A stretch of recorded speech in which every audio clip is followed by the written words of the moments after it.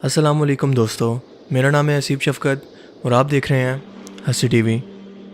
تورات، بائبل اور قرآن مجید میں اس واقعے کا ذکر موجود ہے کہ کیسے اپنے وقت کے فرعون مصر، جس نے حضرت موسیٰ علیہ السلام اور ان کی قوم بنی اسرائیل کا پیچھا کرتے ہوئے پانی میں غرق ہو کر اپنی فوج کے سمیت مارا گیا تھا، جبکہ اللہ تعالیٰ نے حضرت موسیٰ علیہ السلام اور ان کی قوم کو اسی پانی سے راستہ دے کر گزرنے کا حکم دیا۔ یہ بات تو یقیناً ہم سبھی لوگ جانتے ہیں، لیکن اس کے بعد کیا ہوا؟ اس بارے میں تورات اور بائبل بالکل خاموش ہیں،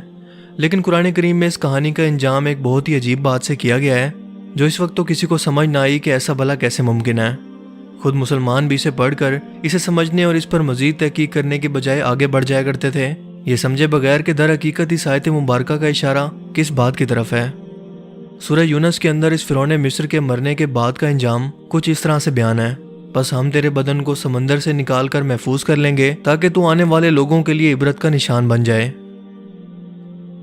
1981 سے پہلے اس دنیا کا کوئی بھی انسان یہ نہیں جانتا تھا کہ خدائی کا دعویٰ کرنے والے اس فرعون کی لاش کے ساتھ کیا ہوا تھا، اس کی باقیات ابھی بھی باقی ہیں یا نہیں۔ لیکن جب اس کی لاش ملی اور اس کا باریک بینی سے غیر مسلم سائنٹسٹ نے اس کا معائنہ کیا تو وہ یہ بے اختیار پکار اٹھے کہ بے شک اللہ سچا ہے، قرآن سچا ہے اور اللہ کا نبی حضرت محمد صلی اللہ علیہ وآلہ وسلم سچے ہیں۔ دوستو، یہ واقعہ آج سے تقریباً 3500 سال پہلے پیش آیا، جب فرعون کے مرنے کے بعد اس کی لاش کو سمندر نے باہر پھینک دیا، جبکہ اس کے ساتھ ہلاک ہونے والی فوج کا کوئی نام و نشان آج تک کسی کو پتہ نہیں ہے۔ حالانکہ اتنی بڑی فوج کی باقیات کا سمندر کے اندر ایسے غائب ہو جانا اپنے آپ میں ایک بہت بڑا سوال ہے۔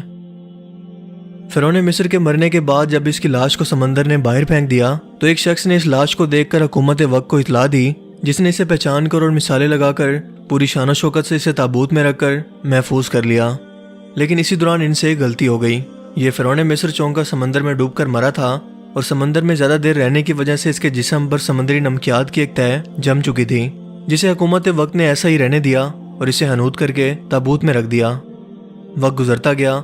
صدیاں گزر گئی، پھر ہزاروں سال۔ مصر نے کئی بادشاہتیں اور انقلاب دیکھے، اور یوں وقت گزرنے کے ساتھ ساتھ اس فرعون کی حنوط شدہ لاش بھی زمین کی تہوں میں چھپتی چلی گئی، جس کے نام صرف کتابوں اور اس کی تعمیرات لوگوں کے ذہنوں میں رہ گئی، اور آہستہ آہستہ لوگ بھی اسے بلانے لگے۔ لیکن ایسا ممکن کیسے ہوتا؟ کیونکہ اللہ تعالیٰ کا وعدہ تھا کہ اس خدائی کا دعویٰ کرنے والے کو آنے والی نسلوں کے لیے عبرت کا نشان بنانا ہے، سو اس کی لاش کا بالکل صحیح حالت کے اندر محفوظ رکھنا اللہ تعالیٰ کا وعدہ تھا۔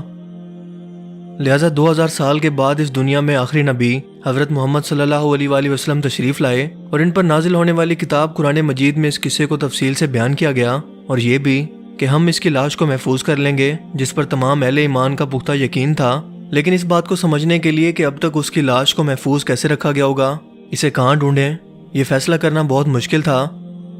مصر کے شہر الغوانیہ سے تعلق رکھنے والے غریب اور معمولی چور عبد الرسول کو غلطی سے اس فرعون مصر کی لاش کی طرف جانے والے خفیہ راستے کا پتہ چلا۔ یہ چور صرف مصری بادشاہوں کے ہیرے جواہرات چرانے کی نیت سے ایک راستے کو کھود رہا تھا، وہ ہیرے جواہرات جو مصری بادشاہ اپنے مرنے کے بعد بھی اپنے ساتھ دفناتے تھے۔ جب وہ اس کی کھدائی کر رہا تھا تو کچھ لوگوں نے اسے شک کی بنیاد پر پکڑ لیا اور پولیس کے حوالے کر دیا۔ لیکن پولیس نے آخرکار کیوریوسٹی کے اندر یہ جاننے کی کوشش کی کہ آخر یہ چور اس جگہ پر کھدائی کر کے کیا تلاش کرنے کی کوشش کر رہا تھا، سو اسی راستے کی کھدائی کی گئی اور اس فرعون مصر کی لاش کو دریافت کر لیا گیا، جس کے کفن پر سینے کے مقام پر اس کا نام بھی لکھا تھا۔ اس کے ساتھ مصر کے کئی اور فرعونوں کی ممیز بھی موجود تھیں، سو اس بات کی تصدیق کرنا کہ یہ وہی فرعون مصر ہے جو حضرت موسیٰ علیہ السلام کے دور کے اندر موجود تھا اور پانی میں ڈوب کر ہلاک ہوا تھا، تھوڑا مشکل کام تو تھا۔ لیکن ایک ممی کے جسم پر جمی نمکیات کی تہہ نے اس بات کی تصدیق کر دی کہ یہ وہی فرعون ہے جو اللہ تعالیٰ کے بدترین عذاب کا شکار ہوا اور پانی میں ڈوب کر مرا۔ اس کی لاش کو مصر کے دارالحکومت قاہرہ لایا گیا۔ دنیا بھر کے ماہرین یہ سن کر قاہرہ امٹ پڑے اور مختلف سائنٹیفک ٹیسٹ کرنے کے بعد آخرکار یہ بات ثابت کر دی کہ یہ حضرت موسیٰ علیہ السلام کے دور کا ہی فرعون ہے۔ اس کی ممی کو مصر کے ایک میوزیم کے اندر محفوظ کر لیا گیا، اور یوں وقت گزرتا گیا۔ لیکن 1982 کے اندر اچانک یہ ممی خراب ہونے لگی، سو مصر کی حکومت نے فرانس کی حکومت سے گزارش کی کہ اس ممی کو خراب ہونے سے بچانے کے لیے وہ کوئی طریقہ ڈھونڈیں، کیونکہ ان کے پاس اس مقصد کے لیے جدید اور سائنٹیفک آلات موجود نہیں ہیں، اور دوسرا اس کی موت کی وجہ بھی معلوم کریں۔ چنانچہ مصری اور فرانسیسی حکومت نے مل کر اس ممی کو فرانس لے جانے کا انتظام کیا۔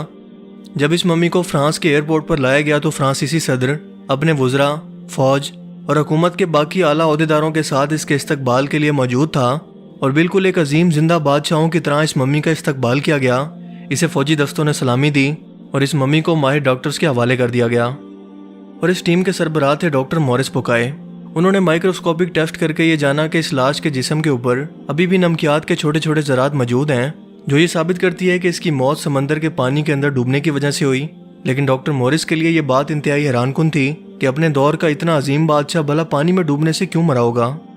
اس تجسس نے اسے اسلامی کتابوں کی طرف موڑا تاکہ وہ یہ جان سکے کہ ایسی کیا وجہ تھی کہ ایک بادشاہ کی موت اتنی دردناک حالت میں ہوئی لیکن پھر بھی اس کی لاش محفوظ رہی۔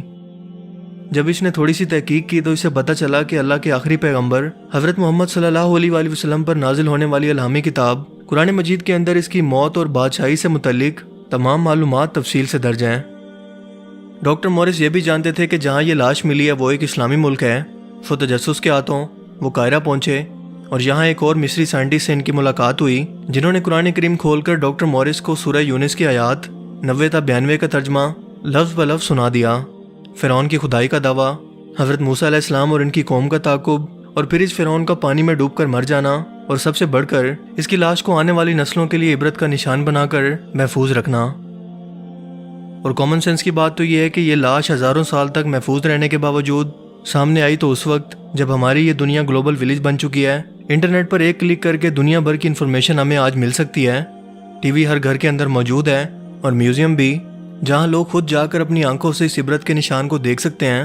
سو اچانک سے اس وقت کے اندر دنیا کے سامنے اس کی لاش کا آنا کوئی اتفاق نہیں ہے، بلکہ یہ اس وقت سامنے آئی ہے جب یہ پوری دنیا کے لیے عبرت کا نشان بن سکے،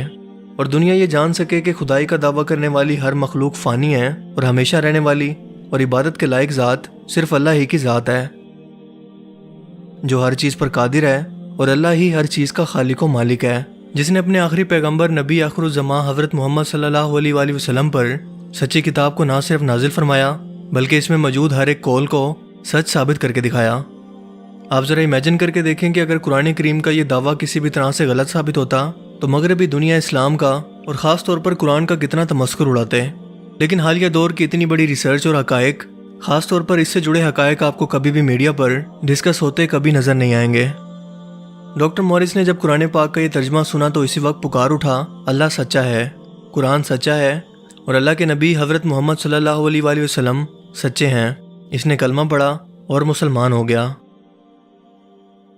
ایک غیر مسلم نے تحقیق اور غور و فکر کر کے اللہ اور اس کے سچے دین کو پا لیا، لیکن ہم مسلمان کتنے خوش قسمت ہیں کہ مسلمان گھر میں پیدا ہوئے، اللہ کے آخری نبی کی امت ہیں، لیکن پھر بھی اللہ تعالیٰ کی اس وسیع و عریض کائنات پر اور اس کی نشانیوں پر غور نہیں کرتے،